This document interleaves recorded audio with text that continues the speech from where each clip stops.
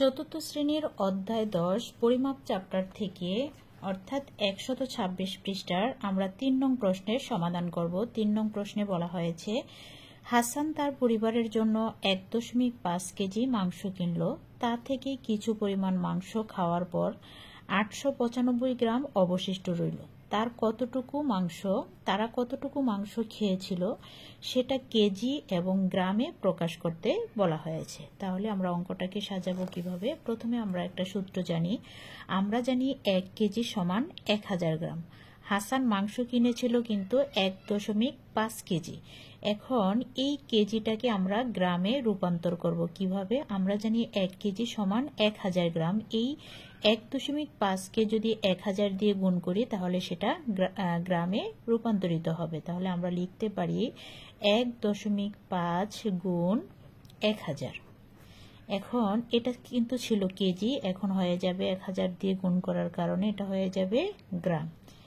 এখন আমরা 1.5 কে 1000 দিয়ে গুণ করব। আমরা প্রথমে এই দশমিক বিন্দুটা বাদে সংখ্যাগুলোকে গুণ করব, অর্থাৎ 15 দিয়ে 1000 কে যদি গুণ করি তাহলে কত হয়? 15000। এখন দশমিক বিন্দুটা আমরা বসাবো কোথায়? যেহেতু দশমিকের পরে একটি অঙ্ক আছে, তাহলে গুণফলে আমরা ডান দিক থেকে এক অঙ্ক পরে একটি দশমিক বসিয়ে দেব। তাহলে কত হলো? 1500 গ্রাম। কারণ দশমিক বিন্দুর পরে শূন্য থাকলে দশমিক সহ শূন্যটাকে উঠিয়ে দিতে হয়। তাহলে আমরা লিখতে পারি 1500 গ্রাম। হাসান মাংস কিনেছিল 1500 গ্রাম। এখন আমরা লিখব মাংস কিনল 1500 গ্রাম। 1500 গ্রাম। আর অবশিষ্ট রয়েছে কতটুকু মাংস? 895 গ্রাম অবশিষ্ট রইল। তাহলে আমরা অবশিষ্ট যতটুকু রয়েছে সেটা আমরা বিয়োগ করব। অবশিষ্ট রইল 895 গ্রাম। এখানে লিখব 895 গ্রাম। এবার বিয়োগ চিহ্ন দিয়ে সে 1500 গ্রাম মাংস কিনেছিল, তা থেকে অবশিষ্ট রয়েছে 895 গ্রাম। তাহলে যেটা বের হবে আমাদের বিয়োগ করলে সেটা সেইটুকু সে মাংস খেয়েছিল। তাহলে আমরা এখানে লিখতে পারি মাংস খেয়েছিল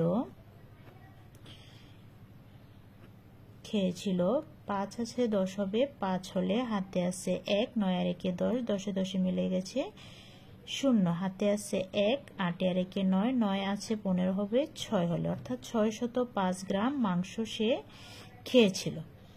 এখন এটা আমরা কি গ্রামে পেলাম। এখন আমাদের কিন্তু বলা হয়েছে যে কেজি এবং গ্রামে রূপান্তর করতে, অর্থাৎ যতটুকু মাংস সে খেয়েছিল সেটাকে আমাদের কিসে নিতে হবে? কেজিতে নিতে হবে এবং গ্রামে নিতে হবে। তাহলে আমরা গ্রামটুকু কিন্তু পেয়েছি। এখন আমাদের কতটুকু কেজিতে নিতে হবে, অর্থাৎ এই গ্রামটাকে আমাদের কেজিতে নিতে হবে।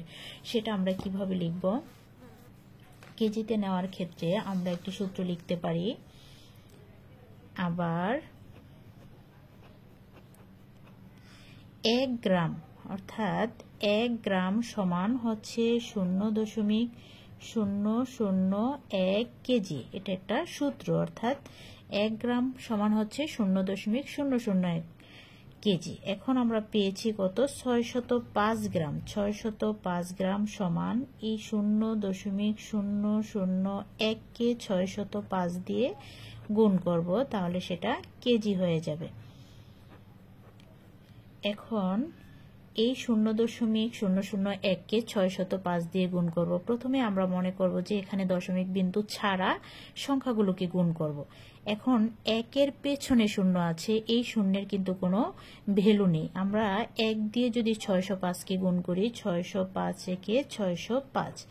এখন আমরা দশমিক বিন্দুটা বসাবো। যে এখানে খেয়াল করি দশমিকের পরে 3টা অঙ্ক আছে, তাহলে এই যে আমরা গুণফল পেলাম, এই গুণফলের ডান দিক থেকে 3 অঙ্ক পরে আমরা দশমিকটা বসিয়ে দেব।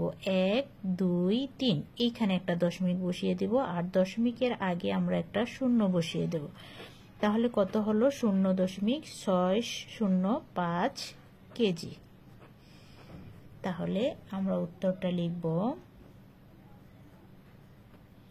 উত্তরটা বলা হয়েছে কেজি এবং গ্রামে প্রকাশ করতে, আর কি কতটুকু মাংস খেয়েছিল সেটা কেজি এবং গ্রামে প্রকাশ করতে। তাহলে আমরা লিখব, প্রথমে কেজিতে প্রকাশ করতে বলা হয়েছে, আমরা লিখব 0.605 কেজি। আর গ্রাম কিন্তু আমরা পেয়েছি কত গ্রাম, 605 গ্রাম। এখানে আমরা লিখব 605 গ্রাম।